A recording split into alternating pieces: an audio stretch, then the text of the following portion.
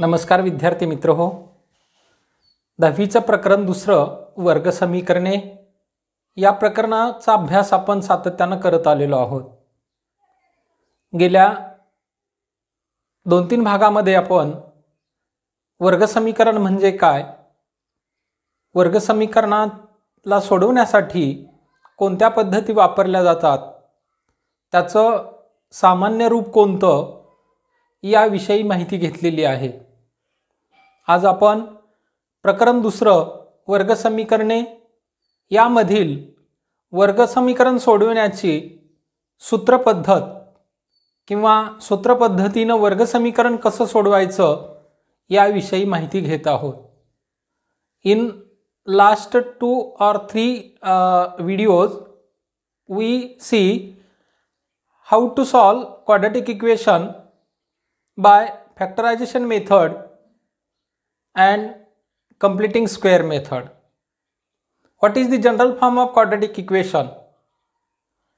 What is quadratic equation? Now today we are learn about the formula method for solving quadratic equation. By using formula we are solving quadratic equation. सूत्रपद्धतीचा वापर करून आपण वर्ग समीकरण कसं सोडवायचं याची माहिती आता आपण घेऊया. हे वर्ग समीकरण सोडवण्यापूर्वी आपल्याला काही ॲक्टिव्हिटी करणं गरजेचं आहे, त्या येणं गरजेचं आहे. कोणतंही दिलेलं वर्ग समीकरण सोडवण्यापूर्वी त्या वर्ग समीकरणामधील दिलेलं वर्ग समीकरण त्याच्या सामान्य रूपाशी तुलना करून त्यातील ए, बी आणि सी च्या किमती माहित करणं गरजेचं असतं. आणि या किमती माहित झाल्या की मग सूत्रपद्धतीचा वापर करून वर्ग समीकरण ते सोडवता येतं. आज आपण सराव संच 2.4 साठी अभ्यास पाहत आहोत की दिलेली वर्ग समीकरणं आहेत याची तुलना सामान्य रूपाशी करून ए, बी, सी च्या किमती काय आहेत हे माहित करायचं आहे, असा तो प्रश्न पहिला आहे. मग या ठिकाणी काही क्वाड्रॅटिक इक्वेशन घेतलेले आहेत, वर्ग समीकरण घेतलेले आहेत. तर या वर्ग समीकरणाची तुलना त्याच्या सामान्य रूपाशी करून ए, बी आणि सी च्या किमती या समीकरणातील माहित करून घेणं गरजेचं आहे. आपण यापूर्वीच्या भागामध्ये वर्ग समीकरण सामान्य रूपामध्ये कसं लिहायचं जर नसेल तर ही माहिती घेतली होती आणि त्याचाच आधार घेऊन अगोदर दिलेलं वर्ग समीकरण सामान्य रूपात लिहायचं आहे आणि नंतर त्यातील ए, बी आणि सी च्या किमती काढायच्या आहेत. पहिलं उदाहरण जे घेतलं आहे 6x वर्ग plus 3x minus 2 is equal to 0. हे दिलेलं समीकरण त्याच्या सामान्य रूपामध्ये आहे वर्ग समीकरणाच्या, त्यामुळं याच्यामध्ये काही बदल करण्याची आवश्यकता नाही. अगोदर वर्गपद आहे, स्क्वेअर टर्म आहे, त्यानंतर एक घातांक असलेलं पद आहे चलाचा, त्यानंतर स्थिरांक आहे. यामध्ये बदल करण्याची आवश्यकता नाही. हे वर्ग समीकरण सामान्य रूपात आहे, म्हणजेच ax square plus bx plus c is equal to 0 या रूपामध्ये आहे. मग आता इथं ए हे अक्षर आपल्याला समीकरणातील 6 हा अंक दाखवतो, बी हे अक्षर 3 हा अंक दाखवतो आणि सी हे अक्षर -2 वजा 2 हा अंक दाखवतो. हे कोइफिशियंट घेताना, सहगुणक घेताना त्यांचे चिन्ह घेणं महत्त्वाचं आहे. विना चिन्हाचा जर तो अंक घेतला तर मग मात्र आपलं उत्तर चुकण्याची शक्यता असते. म्हणून a is equal to 6, b is equal to 3 and c is equal to -2. या पद्धतीनं या दिलेल्या वर्ग समीकरणातील ए, बी आणि सी च्या किमती आपण काढलेल्या आहेत. आता दुसरं समीकरण जर पाहिलं आपण तर 7x square is equal to 5x plus 3 या वर्ग समीकरणामध्ये पाहिलं तर हे सामान्य रूपामध्ये नाही. वर्गपदाच्या नंतर बरोबर चिन्हाच्या पुढं हे 5x आणि 3 आहेत, हे डाव्या बाजूला पाहिजेत कारण हे सामान्य रूप ax² plus bx plus c is equal to 0. This is the general form of coordinate equation. आणि या रूपामध्ये हे नाही, मग या रूपामध्ये याला करून घेऊ. 7x² हे 5x या साईडला पाहिजे, -5x हे 3 सुद्धा लेफ्ट साईडला पाहिजेत, हे इथं +3 आहेत म्हणून -3 इज इक्वल टू 0. आता हे समीकरण त्याच्या स्टँडर्ड रूपामध्ये आलेलं आहे, स्टँडर्ड फॉर्ममध्ये आलेलं आहे, जनरल फॉर्ममध्ये आलेलं आहे. मग आता ABCच्या किमती काढायला हरकत नाही. हे अक्षर आपल्याला 7 हा अंक दाखवतो, B हे अक्षर -5 हा अंक दाखवतो आणि C -3 दाखवतो. म्हणून A is equal to 7, B is equal to -5 and C is equal to -3. अशा रीतीनं दिलेल्या वर्ग समीकरणातील A, B आणि C च्या किमती आपण इथं काढलेल्या आहेत.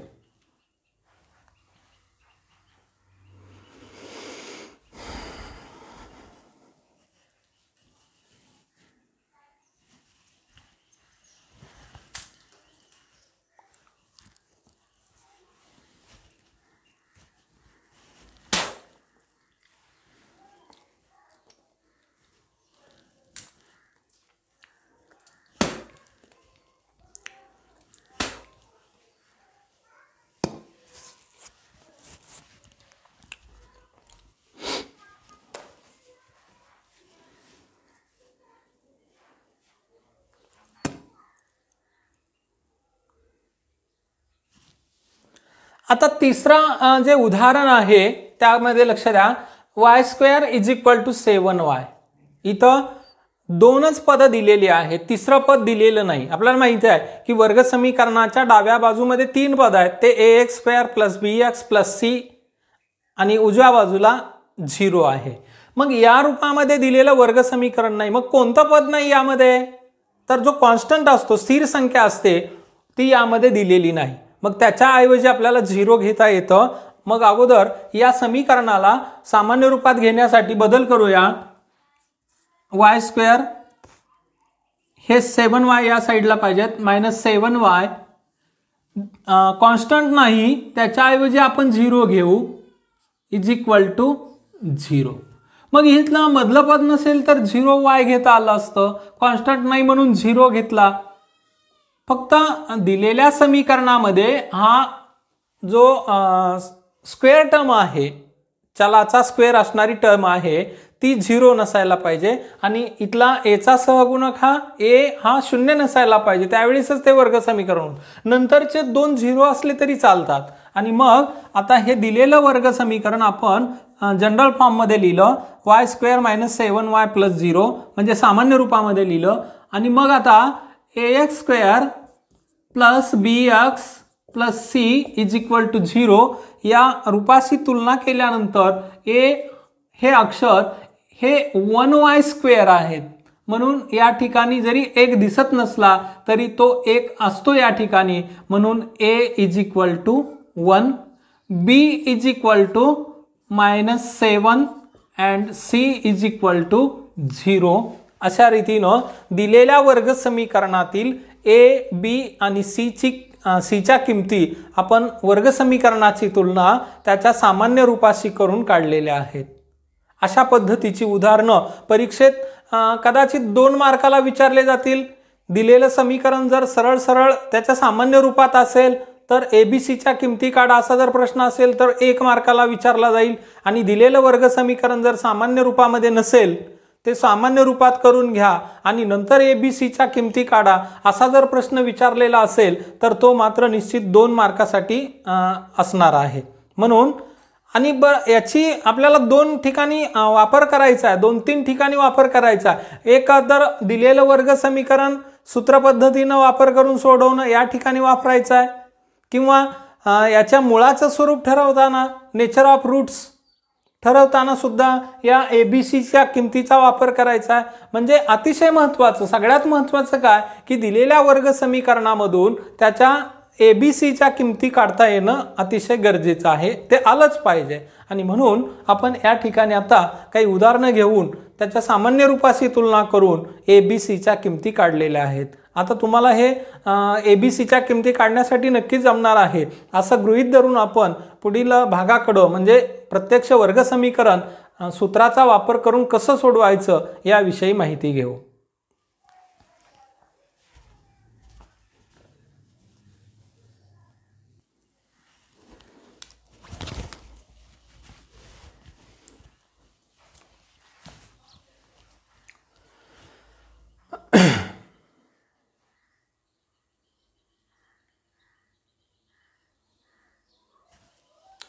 इथं दिलेलं समीकरण x² + 6x + 5 = 0 असं दिलेलं आहे। हे समीकरण सूत्राचा वापर करून सोडवायचं आहे। कोणत्याही वर्ग समीकरणाची दोन मुळं ही अल्फा आणि बीटा या अक्षराने दाखवलेली असतात। म्हणजे पहिल्या मुळासाठी अल्फा हे अक्षर वापरायचं आहे आणि दुसऱ्या मुळासाठी बीटा हे अक्षर वापरायचं आहे। म्हणजे दिलेल्या वर्ग समीकरणाची मुळं ही अल्फा आणि बीटा या अक्षराने दर्शविली जातात। आता तो फॉर्म्युला काय आहे याचा इतिहास आपण या ठिकाणी घेणार नाहीत, कारण मग तो वेळ जाण्याची शक्यता आहे। म्हणून दिलेला वर्ग समीकरण फॉर्म्युला मेथडने सोडवण्यापूर्वी तो फॉर्म्युला काय आहे हे आपण जाणून घेऊ। म्हणून x = -b ± (b² - 4ac/2a) वर्ग समीकरण सोडवण्याचं हे सूत्र आहे की x बरोबर -b अधिक वजा वर्गमुळात b² - 4ac भागिले 2a आणि याच सूत्राचा वापर करून ही वर्ग समीकरण कशी सोडवता येतील हे पाहायचं आहे। यापूर्वी आपण अवयव पद्धतीने वर्ग समीकरण सोडवली, त्यानंतर पूर्ण वर्ग पद्धतीने वर्ग समीकरण सोडवले, completing square method and factorisation method या दोन पद्धतीचा यापूर्वी आपण वापर केलेला आहे। आज आपण ही तिसरी पद्धत या ठिकाणी वापरत आहोत। मग आता या फॉर्म्युलाचा वापर करण्यापूर्वी यामध्ये बघा फॉर्म्युल्यामध्ये काय आहे, बी आहे, ए आहे आणि सी आहे।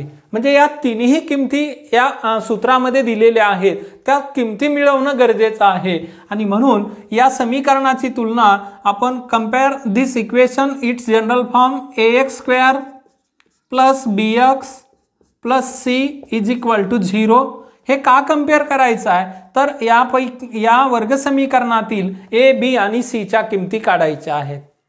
आणि मग आता a दिलेलं समीकरण त्याच्या जनरल फॉर्म मध्ये आहेच आहे, त्यामुळे यात बदल करण्याची आवश्यकता नाही। हे अगोदर पाहायचं की बदल करावा लागतो का, नसेल तर आपण डायरेक्ट या ठिकाणी तुलना करू। ए ची व्हॅल्यू या ठिकाणी 1 आहे, बी ची व्हॅल्यू 6 आहे आणि सी ची व्हॅल्यू 5 आहे। इथं जे साइन असतात ते साइन घेणं अतिशय गरजेचं असतं, नाहीतर इथं -5 आहे आणि सी ची व्हॅल्यू आपण जर नुसती 5 घेतली तर उदाहरण चुकणारच आहे, चुकण्याची शक्यता आहे म्हणण्यापेक्षा ते उदाहरण चुकणारच आहे। म्हणून त्याचे साइन घेणं अतिशय महत्त्वाचं आहे, चिन्ह घेणं अतिशय महत्त्वाचं आहे। मग ए ची व्हॅल्यू 1 मिळाली, बी ची 6 मिळाली आणि सी ची 5 मिळाली। या व्हॅल्यू दिलेल्या फॉर्म्युल्यामध्ये आपल्याला पुट करायच्या आहेत, सबस्टिट्यूट करायच्या आहेत। x = -b ± (b² - 4ac/2a) b ची व्हॅल्यू आहे 6।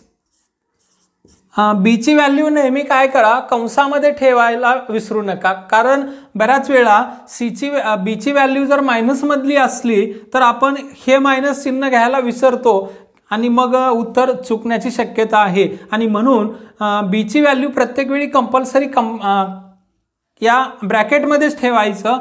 काही वेळानं तो ब्रॅकेट निघून जाणार आहे पुढच्या स्टेपला, परंतु सुरुवातीला बी ची व्हॅल्यू ही ब्रॅकेटमध्ये घ्यायची, कंसात घ्यायची। ± (b²) बी ची व्हॅल्यू आहे 6² - 4 × a1 × c5 अपॉन 2 × a ची व्हॅल्यू आहे 1। बरोबर किमती आपण ज्या त्या ठिकाणी घेतल्यात का प्रॉपर किमती घेतल्यात का हे पाहणं गरजेचं आहे. नाहीतर आपण सोडवत जाऊ आणि वर ते कुठंतरी एखादी किंमत घेण्यात चुकलेली असेल तर पूर्ण उदाहरण ते चुकणार आहे. म्हणून किमती पुट केल्यानंतर त्या बरोबरच ठेवल्यात का याची एकदा खात्री करायची, त्याचे चिन्ह बरोबर घेतलीत का याची सुद्धा खात्री करायची. आणि मग अशी खात्री झाल्यानंतर मग पुढे सोडवायला सुरुवात करू. -6 plus minus in root 6 square 36 minus 4 × 1 4 × 5 20.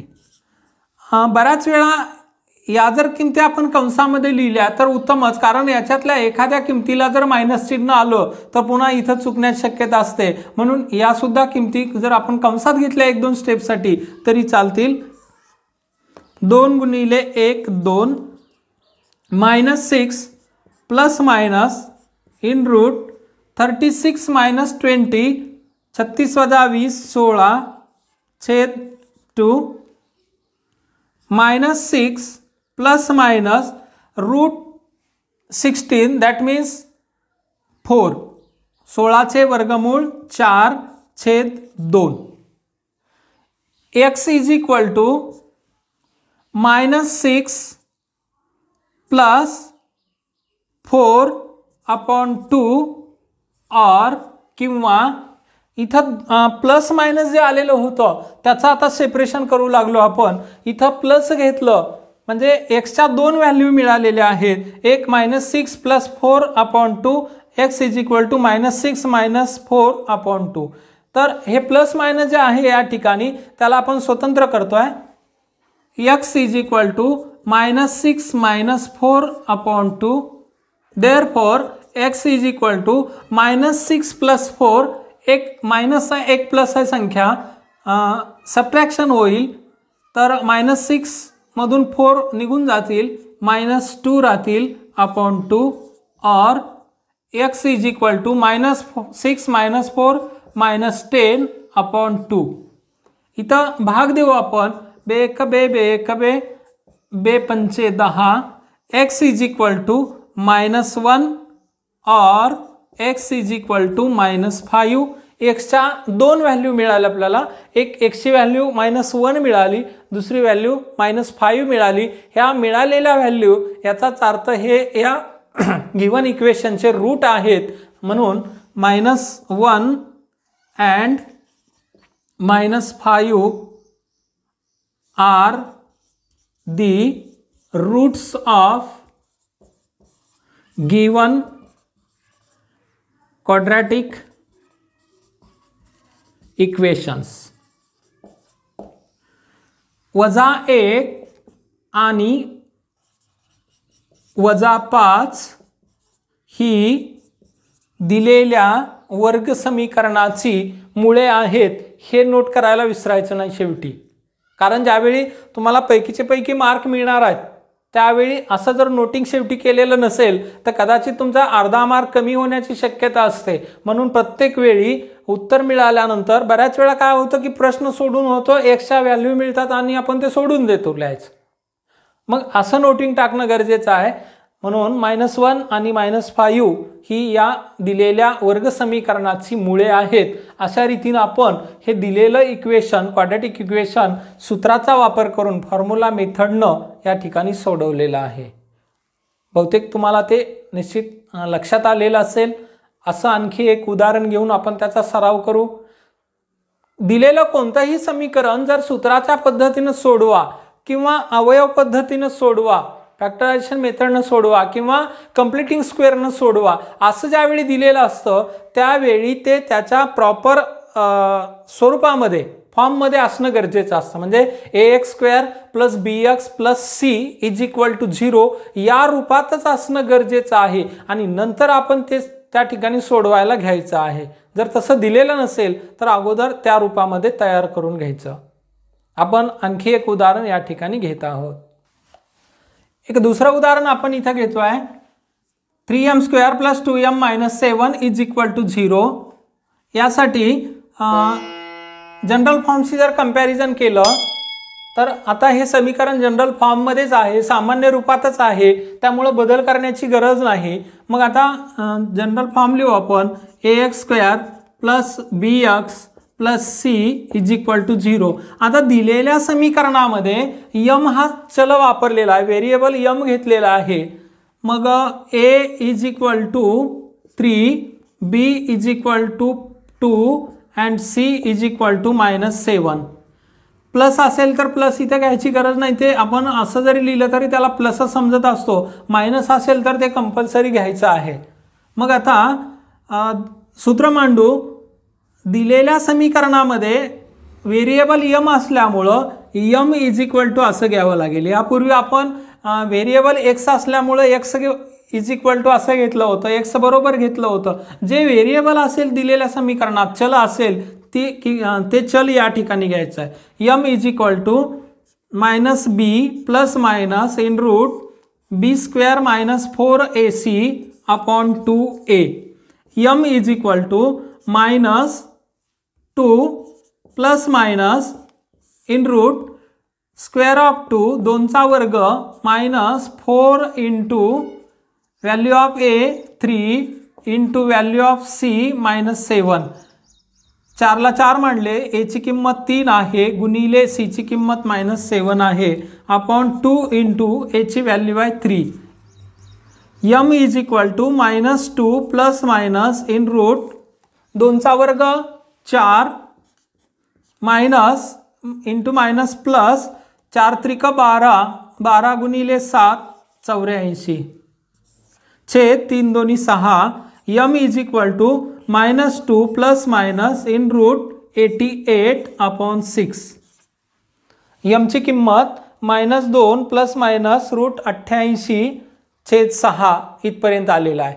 आता 88चा पूर्ण वर्गमूळ निघत नाही, कारण 88 पूर्ण वर्ग संख्या नसल्यामुळं त्याचा पूर्णांकामध्ये वर्गमूळ निघत नाही. म्हणून याचे असे 2 अवयव घ्यायचे की जेणेकरून एकाचं वर्गमूळ निघेल. मग 88चे कोणते अवयव आहेत? 11 गुणिले 8, 22 गुणिले 4, 44 गुणिले 2. यातल्या फक्त 22 गुणिले 4 यामधल्या 4चं वर्गमूळ निघतं आणि प्रयत्न असा ठेवायचा की मोठ्यात मोठ्या अवयवाचं वर्गमूळ निघेल. मग आता इथं फक्त आपल्याला एकच जोडी दिसते 4 गुणिले 22ची, आणि म्हणून याला असं लिहू आपण. यम is equal to -2 plus minus in root 4 into 22 upon 6. काय केलं बघा, इथं 88ला असं लिहिलं 4 गुणिले 22, कारण त्यातल्या एका अवयवाचं वर्गमूळ निघणार आहे. म्हणून m is equal to -2 plus minus 4चं रूट घेतलं 2 in root 22 upon 6. Therefore m is equal to -2 upon 6. बघा काय करतो आपण, हा जो छेद आहे हा छेद -2चाही आहे आणि प्लस -2 इंटू रूट 2चाही आहे. मग थोड्या वेळासाठी हा छेद सेपरेट करू. Plus minus root 2 into root 22 upon 6. इथं भाग देऊ. 2 बे 6, 2 बे 6. आता छेद पुन्हा सारखा आलेला आहे 3, आणि इथले 2 2 निघून गेलेत आणि 1 1 राहिलेला आहे. मग यम is equal to -1 plus minus 1 into root 22 म्हणजे रूट 22 अपॉन 3. छेद सारखा आहे म्हणून छेदाला छेद घेतला. यम इज इक्वल टू, आता हे प्लस मायनस जे आहे ते सेपरेट करू, जसं की आपण यापूर्वीच्या उदाहरणात केलेलं होतं. -1 प्लस रूट 22 अपॉन 3 और यम is equal to -1 minus root 22 upon 3. आता रूट 22च्या आणखी अवयव पडत नाही जेणेकरून एकाचं वर्गमूळ निघेल, म्हणून आता याला असंच मांडावं लागेल. तर ही जे 2 मुळं मिळालेले आहेत, व्हॅल्यू मिळालेल्या आहेत यमच्या, हीच या दिलेल्या वर्ग समीकरणाची मुळं असणार आहेत. आणि म्हणून इथं नोट करायचं आहे -1 प्लस रूट 22 अपॉन 3 किंवा -1 मायनस रूट 22 अपॉन 3. ही these are the roots of given quadratic equation, are the roots of quadratic equation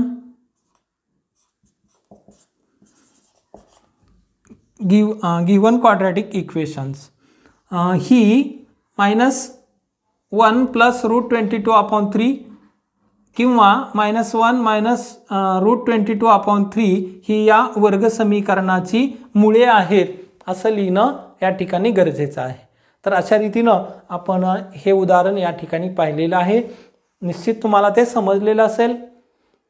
जर आणखी कोणता भाग तुम्हाला अडचणीचा वाटत असेल तर तुम्ही कॉमेंट्स बॉक्समध्ये कॉमेंट्स करा. त्याच्याविषयी कोणता भाग समजलेला नाही म्हणजे मला ते समजेल आणि त्यानुसार तुम्हाला ते समजून सांगता येईल. त्या उदाहरणाकडे जाऊया. y² + 1/3y = 2. दिलेलं हे समीकरण सामान्य रूपामध्ये म्हणजे ax² + bx + c या स्वरूपामध्ये आहे. c = 0 या रूपामध्ये नाही. म्हणून अगोदर या समीकरणाला त्या रूपामध्ये बनवून घ्यायचा आहे. इथं जो छेद आहे हा छेद काढून टाकायचा आहे आणि हे 2 जे आहे ते बरोबर चिन्हाच्या राईट साईडला आहेत ते डाव्या साईडला घ्यायचं म्हणजे लेफ्ट साईडला घ्यायचं आहे. म्हणजेच y² + 1/3y -2 = 0. हे 2 इकडे घेतल्यामुळं मायनस झाले. आता याला आपल्याला कसं लिहिता येत आहे? a ची किंमत, b ची किंमत आणि c ची किंमत. आता इथं तुम्ही a, b आणि c च्या किमती काढल्या तर याला असं म्हणता येईल तुलना केल्यानंतर ax² + bx + c = 0 तेव्हा a = 1 मिळेल a ची व्हॅल्यू कारण हे 1y² आहेत. b = 1/3 आणि c ची व्हॅल्यू आहे -2. आता फॉर्म्युला म्हणतो आपण x या ठिकाणी y हे व्हेरिएबल आहे म्हणून y = -b ± (b²-4ac/2a) y = -1/3 ±√1/3² -4 * a ची व्हॅल्यू आहे 1 * c ची व्हॅल्यू आहे -2/2 value of a 1. y = -1/3 ± √1/3² = 1/9 minus into minus plus होतील 4 × 1 4 × 2 4 2 8 येतील अपॉन 2 × 1 2. y = -1/3 ±√1/9 +8 आहेत चा छेद 1 घेऊ छेद 2. y = बघा आपण हेच या ठिकाणी घेतलं फक्त इथं 8चा जो छेद 1 होता तो या ठिकाणी दर्शविलेला आहे. -1/3 ± विषमछेद अपूर्णांक आहेत तिरका गुणाकार करू 1 × 1 + 9 × 72 छेद 9 × 1 9 छेद 2. y = -1/3 ±√73/9 छेद 2. y बरोबर -1/3 आता इथं 9चं रूट निघत आहे 73चं रूट निघत नाही म्हणून याला असं मांडू √73/3. काय केलं 9चं वर्गमूळ काढलं आणि ते या ठिकाणी घेतलं 73चं वर्गमूळ निघत नाही त्याला मग वर्गमुळात ठेवून दिलं अपॉन 2. y = आता यांचा छेद सारखा आहे म्हणून हे आपल्याला -1 ±√73/2 असं लिहिता येईल. आता यात 2चा छेद 1 आहे आणि अपूर्णांकाचा ज्यावेळी भागाकार असतो त्यावेळी व्यस्त क्रिया कशी करायची आपल्याला माहित आहे. मग y is equal to -1 plus minus root 73 upon सगळ्यासाठी अपॉन 3 येतील इंटू 1/2. इथं काय केलंय तर व्यस्त केला 1/2/1चा आणि y is equal to -1 plus root 30. या 1नं या पूर्ण पदाला गुणलं तर ते 1च येणार आहे, म्हणजे एवढंच येणार आहे upon 3 into 2. Therefore y is equal to -1 plus minus root 73 upon 6. आणि आता मग स्वतंत्र करू. y is equal to -1 plus root 73 upon 6 और किंवा y is equal to -1 minus root 73 upon 6. तर ही या समीकरणाची 2 मुळे आहेत किंवा रूट्स आहेत. आता हे समीकरण या रीतीनं सोडवलं. एक परत याच्यामध्ये बदल करता येईल आपल्याला की दिलेल्या समीकरणामध्ये हे जे रूट छेद 3 आहे तो घालवायचा, त्याचंही उत्तर असंच येणार आहे पण ते थोडंसं वेगळ्या स्वरूपात असणार आहे. ते आपण या ठिकाणी पाहू. हे तुम्हाला लक्षात आलेलं असेल किंवा माझ्याकडून जर ती सांगण्यामध्ये घाई होत असेल तर तुम्ही थोडंसं व्हिडिओ पाठीमागे घेऊन तुम्ही ते पाहू शकता. बघा आता थोड्याशा वेगळ्या पद्धतीने आपण सोडू. हे वेगळ्या म्हणजे इथला जो छेद आहे हो काढून टाकायचा आहे आणि मग सोडवायला सुरुवात करायची आहे.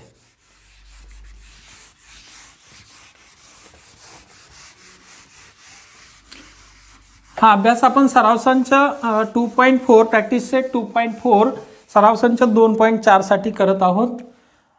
हा छेद घालवायचा, याला असं लिहिता येईल y² plus y into 1y upon 3 minus 2 is equal to 6. आता हा छेद जर घालवायचा असेल तर या अंशाला प्रत्येकाला 3 गुणायचा आहे, कारण 3 हा इथं लसावी येतो. आलेल्या लसावीनं तिन्ही पदाच्या अंशाला गुणायचं आहे, म्हणजे इथं पण गुणायचं चौथ्या पदाला, समीकरणालाच पूर्ण 3 गुणायचं आहे. म्हणजे 3y² upon 1 plus 3 into y upon 3 minus 3 into 2 upon 1 is equal to 3 upon 0 upon 1. हे 3 आणि 3 कॅन्सल होतील, शिल्लक राहील 3y² plus y minus 6 is equal to 0. आता हे समीकरण या रूपामध्ये आलेलं आहे. आपण ज्या यापूर्वी किमती मिळवल्या होत्या वायच्या त्याच किमती इथं पण येणार आहेत. फक्त आपण बदल काय केला तर हा छेद घालवण्यासाठी, कारण इकडं सोडवताना जर ते तुम्हाला अडचणीचं ठरत असेल, वाटत असेल तर मग या पद्धतीनं अगोदर बदल करून घ्यायचा. हा छेद 3 घालवण्यासाठी काय केलं, y² प्लस 1 अपॉन 3 yला y अपॉन 3 असं लिहिलं, minus 2 upon 1 is equal to 0. आणि हा 3 घालवण्यासाठी या प्रत्येक पदाला किंवा समीकरणाला 3 गुणलं. 3 गुणल्यानंतर 3y वर्ग येतील अधिक 3y वजा 3 गुणिले 2 बरोबर 3 गुणिले 0. जे सोपी वाटती पद्धत तुम्हाला त्या पद्धतीचा वापर करा. आणि मग आता सामान्य रूपाशी तुलना केली, ax² plus bx plus c is equal to 0. a is equal to 3 येईल, b इज इक्वल टू 1 येईल आणि c इज इक्वल टू -6 येईल. a b c च्या किमती मिळाल्या. आता फॉर्म्युला मांडू.